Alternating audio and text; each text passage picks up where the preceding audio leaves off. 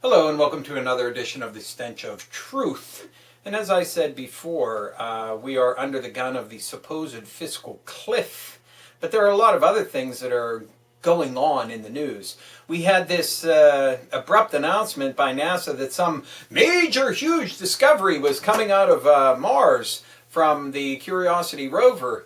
And now we're told that that announcement was just their excitement over some system working the way it was supposed to. Come on.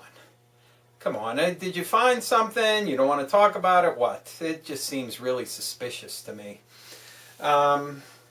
Also, we have the founder of McAfee antivirus software wanted for questioning in a death.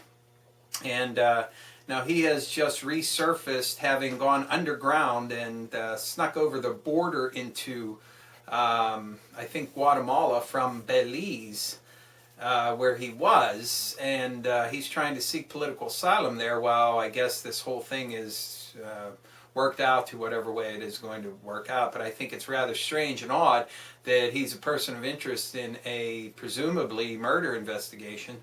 So that's rather odd. Of course,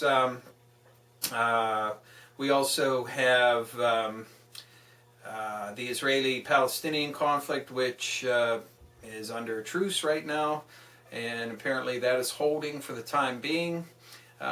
We also had Palestine recognized as a non-voting member of the UN, recognized as a state. And of course, the United States is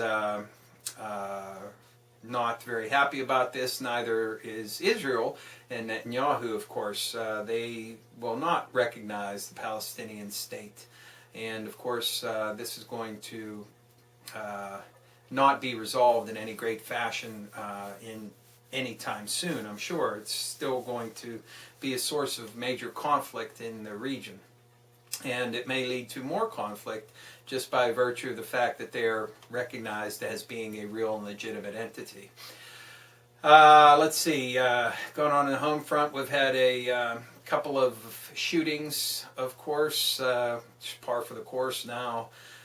We also are looking at some rather grim economic forecasts in association with the fiscal cliff that is coming up. Of course, this whole thing is just made to make everybody get all antsy and nervous and be willing to accept whatever anybody tells them they have to accept in the interest of fairness and doing things equally, quote unquote. And of course, this is all a misnomer because there's nothing going to be equal or shared sacrifice in this at all.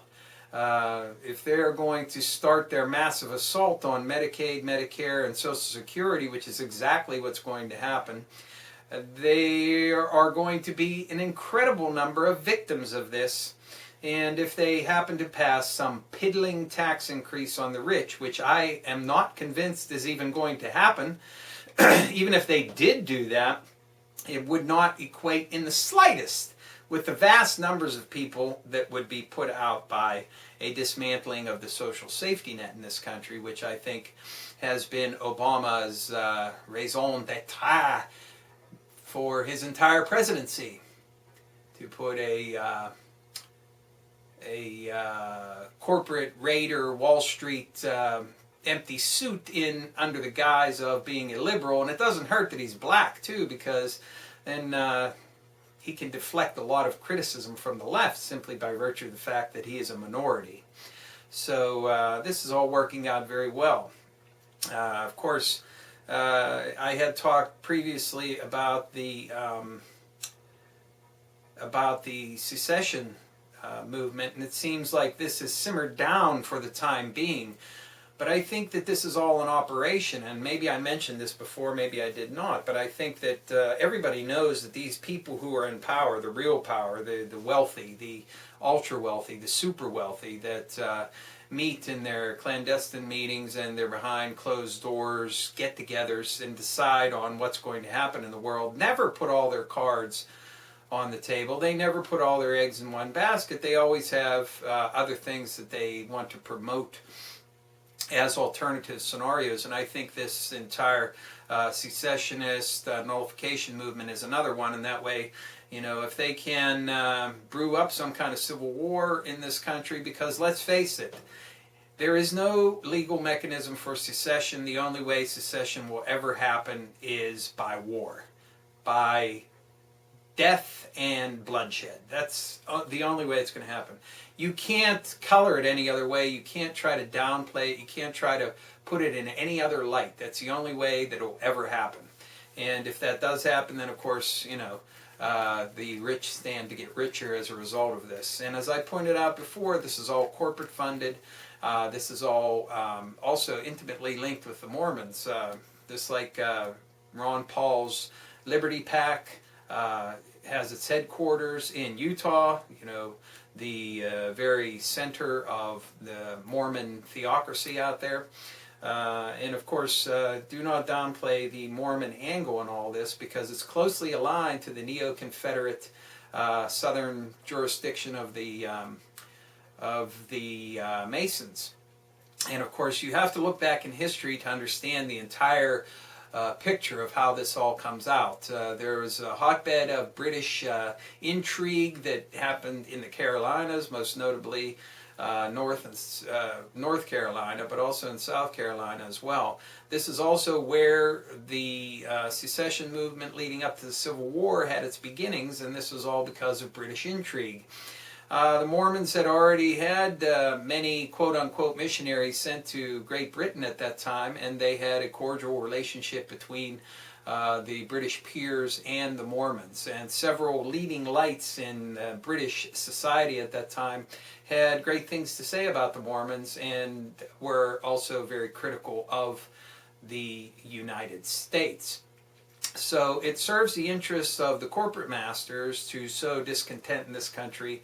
It serves the interests of the British Empire, and it serves the interests of the moneyed elite, because if the United States were to break up into smaller entities, corporate domination would continue apace. You would have no defense against that. And need I point out, too, that the only guarantee that you have in your own state to a representative or republic form of government is by the Constitution itself. And the only way you can secede is to go against the Constitution. So if you're going to be at war with the Constitution by trying to secede from the Union under which the Constitution has its authority, then the Constitution would not have any authority over your state.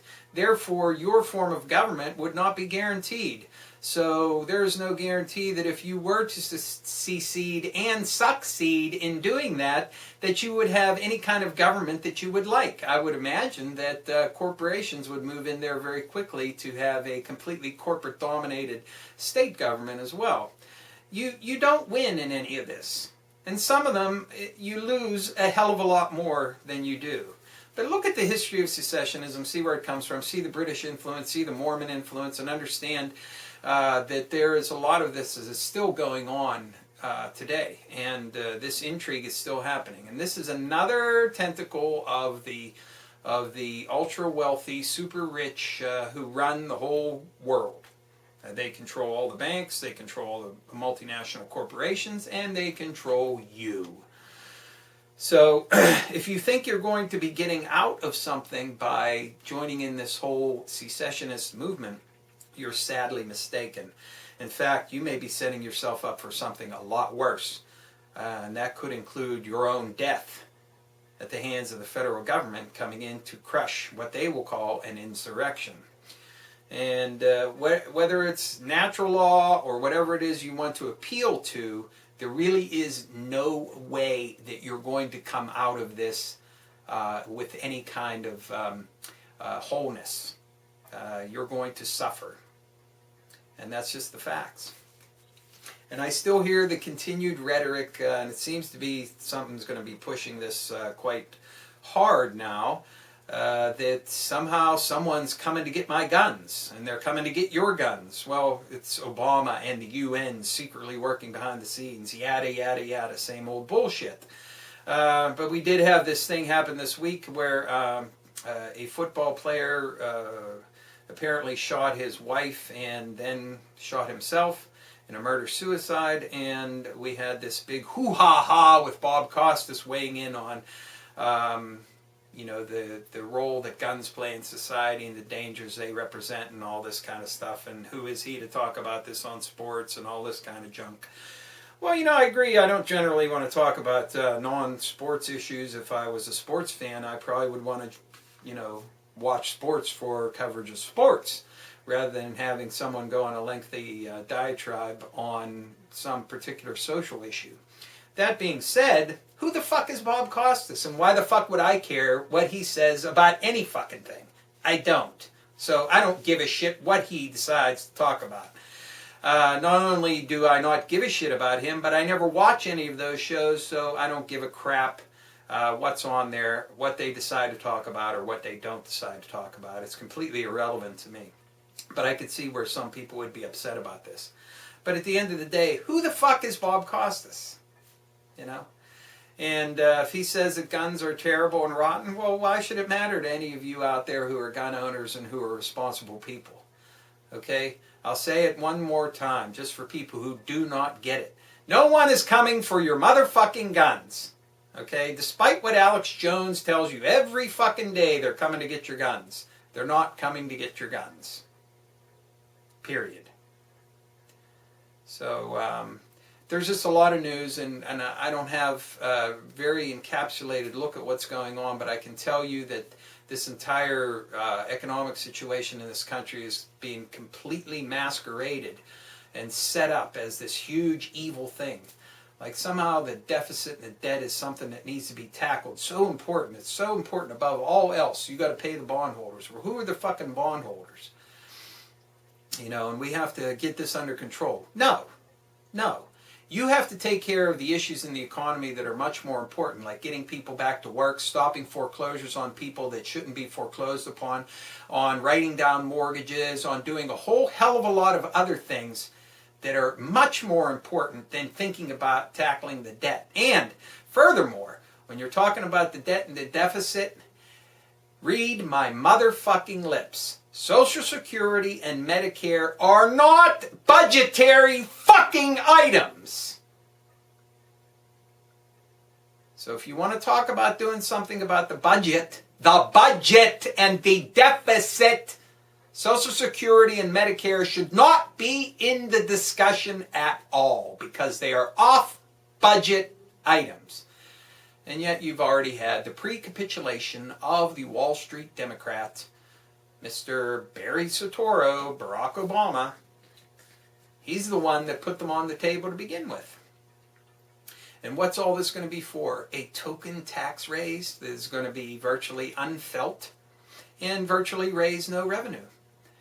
When I've been talking about the Wall Street transaction tax and many other things that could be done that would be effective ways to solve the problems that the economy faces. However, because there is no political will to do this, and everybody in Congress and in our government is completely wholly owned subsidiary of some multinational corporation or bank, including the president, and they can't actually do anything without the go-ahead of their corporate paymasters, unless they want to risk being thrown out of office or something worse, like assassination.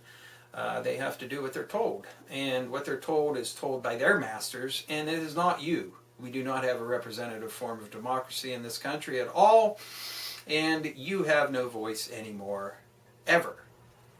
Sorry to say it. It's just the way it is. So that's all I have for today. Thank you, and good night.